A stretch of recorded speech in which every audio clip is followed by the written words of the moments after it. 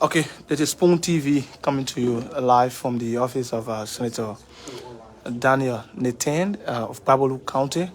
As you know, he chairs the committee of the Senate Transport. Quite recently, there was a very, very much hardly public interest hearing that was conducted by his committee due to the nomination of Darlington Karnley by President George Weah to head the Liberia Airport Authority. And following that hearing, the committee recommended the denial of Darlington Karnley due to some reason for which he will explain in detail to us this afternoon. My name is Aaron Kuban, and I'm here with other media colleagues as well.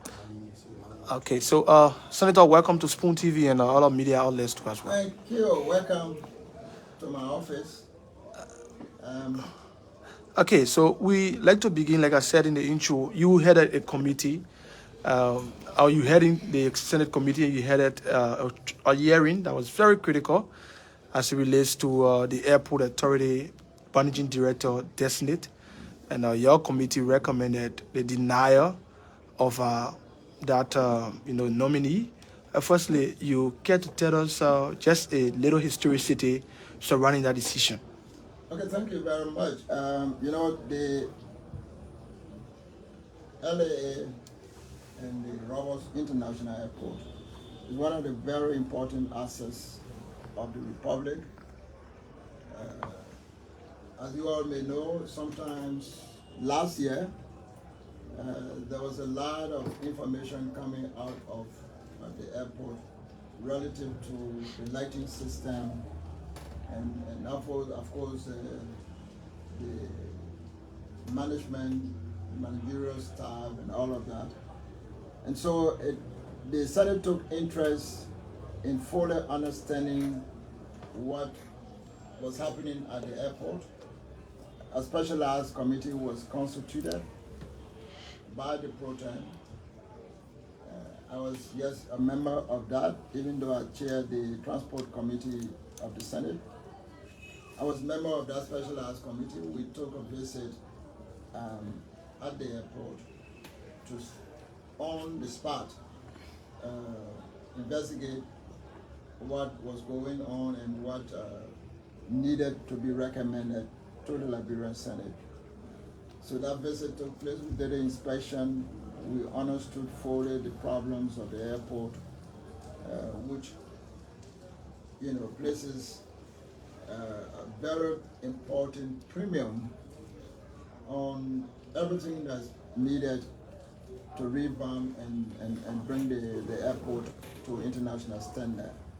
There are several aviation processes and tests that have been conducted on the operation of the airport that was placing us at risk to be relegated, which would mean that the airport will be declared unfit for certain categories of aircraft to travel to, and that will put Liberians at the difficult end. To get out of this country, you have to travel to neighboring country to be able to get, international flights. And so we have presented a report to the plenary. One of the recommendations in that report was to outsource the airport facility. And we were not really looking at change of head of institution. We're looking at the capacity of government to put in real money to be able to revamp this facility. Howbeit, the president saw it fit to nominate Darlington. That nomination came at the time when the Senate were also looking at the 10 new,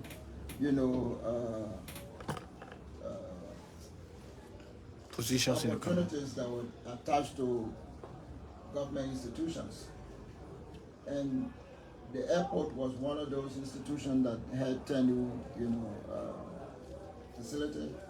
And so we thought that not all of the entities that had tenure should continue to hold tenure. So a debate was initiated, decisions were made, some of the institutions were taken off tenure. The LAA was one of those institutions that were taken off tenure. So during all of that, the president's nomination was on hold until that process was, and we went a little over 2 months before the decision was finally communicated to the Transport Committee to process this nomination. And in that period, it was being circulated that the president would be spoken with to withdraw the nomination because quite a number of the senators and some members of the public felt that Darlington was not the right person for the airport. And all of those information were brought to the Transport Committee, especially when the plenary finally communicated with the committee to go ahead and process the nomination. So we had to do what plenary had directed, and we also had to look at the laws, critically look at the laws that created the LAA. And that law, I cannot quote to you verbatim the provision that got to do with the academic and educational qualifications. But it clearly states at top of the list of qualifications you have that you must be a BS or BBA holder, which is first degree, to be appointed and confirmed as managing director of the RIA. So that was one of the factors that the committee really looked at, and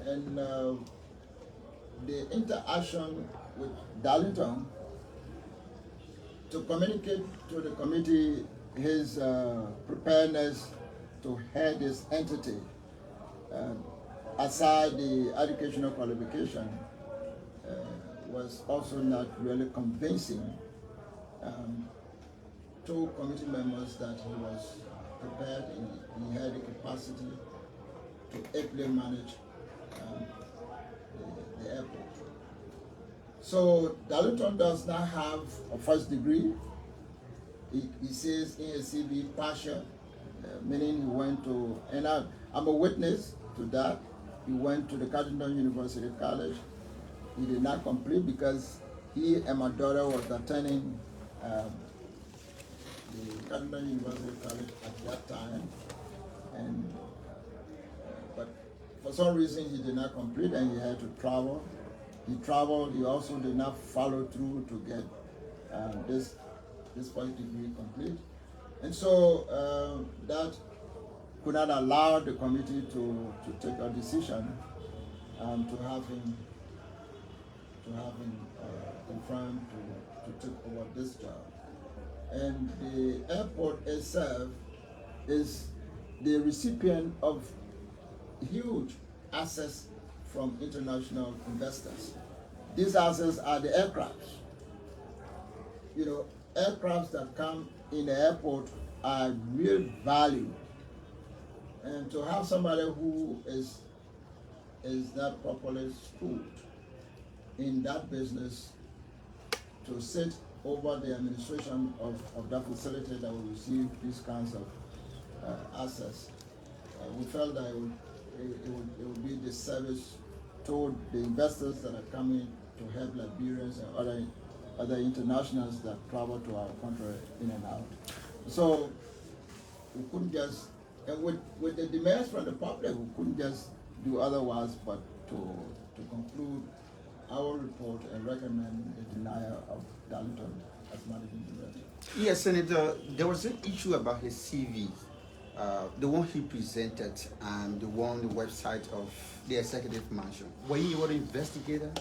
Oh yes, we did. I mean, the one at the executive mansion website were actually provided by Darlington, and it is because of that the mansion placed it on the website, the executive mansion website. They didn't take it from different sources. It came directly from him.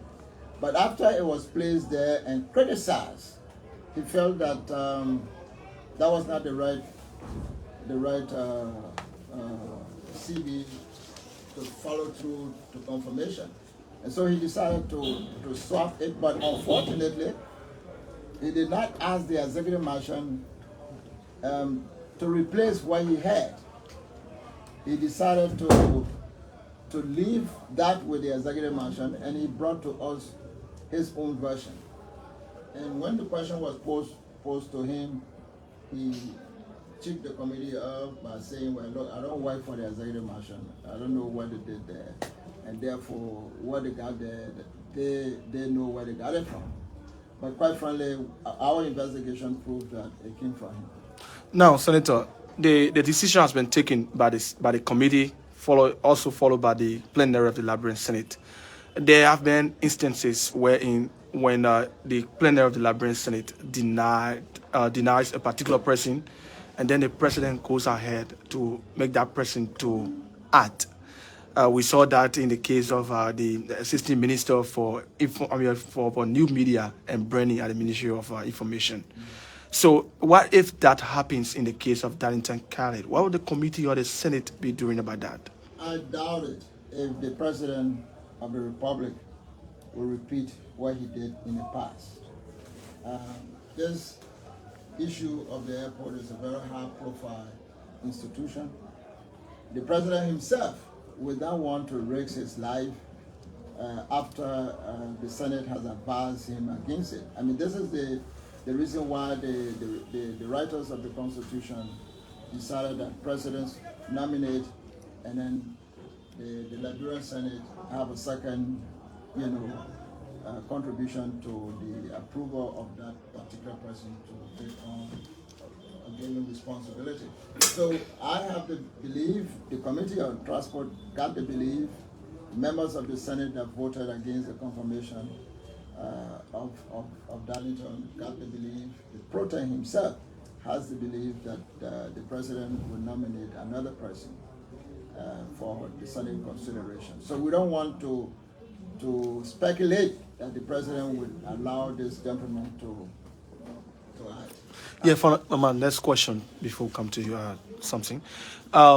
You stated during the introductory aspect of the discussion that you were told that the president would have been warned not to put forth the nomination to the committee. Did you get any information that the president was actually warned? Well, I cannot again authenticate that, but my understanding and information is that yes, the president was approached to withdraw this nomination. But again, it's the prerogative of the president constitutionally. He decides who he wants in a particular job. Perhaps he felt that he has performed his constitutional responsibility. We should go ahead and do ours. But that is my information. He was asked to kindly withdraw the nomination, but he didn't just work. Senator, as chair of the Senate Committee on Transport, are you worried that I will speak the LAA does not have the managing director amidst the structural and management issue at the RI?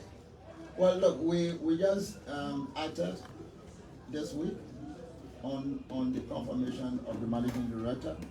The president, I'm sure in a day or two, was advised of the Senate's decision, besides the press information.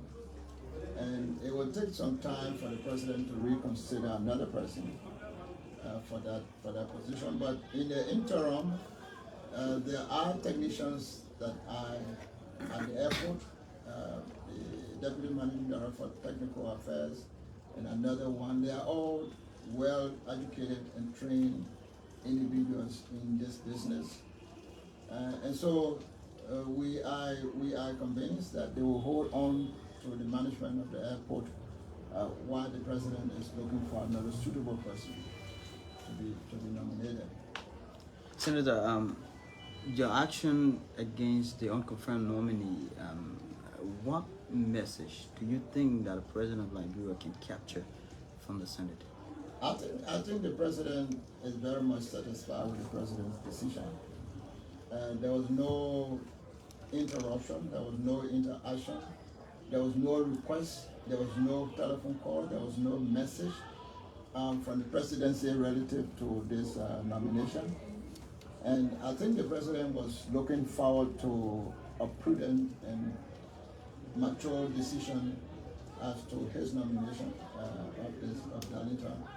And so we think the president received the decision of the Senate, in confidence, and he trusts the ability of the Transport Committee's decision. And so we don't believe that he feels otherwise. I think he appreciated the decision of the Transport Committee and the approval of plenary of the Liberian Senate. Has there been any talk about there are no telephone call and interruption and whatever? I mean, it hasn't been any other case of that? Well, never. I mean, we know we usually have people lobbying on behalf of nominees. Some of them come from the presidency and on nominees. But in this particular case, the Transport Committee did not receive any such visit or receive such call or any message. So I think the decision was received happily by the president. Was this decision premeditated by the committee? No, we just went into investigating and actually in-person interacting with Darlington. We have not had, no committee member had any prior conversation with Darlington before on this matter before the public hearing process is confirmation. In a follow-up to him, when the nomination communication hit the flow of the Liberian Senate, there was several public outcry, and some was even advising the president to withdraw the nominee prior to his not being confirmed. Are you aware of that as well? Well, yes. I said that we had demands from the public, and coupled with the investigation that we carry out, really resulted into the final decision of the committee. Senator, let's take you to your county in terms of development and challenges. Where are we? Well, I can tell you, I feel very, very disappointed. I'm sure when I say it, President Weir will say yes, Senator Naatehn, even though I sat in the Senate with him for 3 years before I became president. He did not support me from the onset. But I feel very disappointed in the way how the governance of this country is being handled by the president. I have said many times that Bapolu has been neglected by this government, by this president. And so we from Bapolu County are very disappointed that as one of the counties of the Republic, very underdeveloped county, that contributed to the election of the president, even though I did not support the president in the election, but the citizens of the country voted to have President Weir elected.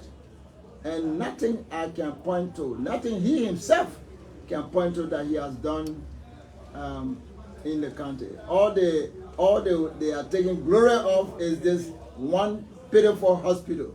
And I'm very sure they don't even know the history as to how the hospital was actually, decision was made to have the hospital built in the country. And that's all that the reference. What's the history about the hospital? Well, that is a different subject. We can go into that at a different time. But I'm disappointed. There's no development in Bapolu. There's no government intervention in Bapolu. Even our schools, government schools, almost 80% are closed, no teacher. The clinics in the country, all no drugs. And nobody cares if we don't contribute to the running of the hospital in Bapolu. Sometimes to provide fuel, sometimes provide other items. The hospital is barely surviving. So if you ask that question, I'm disappointed. The president of George Manuel, the governor of George Manuel is doing nothing in Bapolu. What happens to the county and social development funds? In the first place, this government is almost 5 years old. We have had the remittance to the development account out of the allocation in the national budget.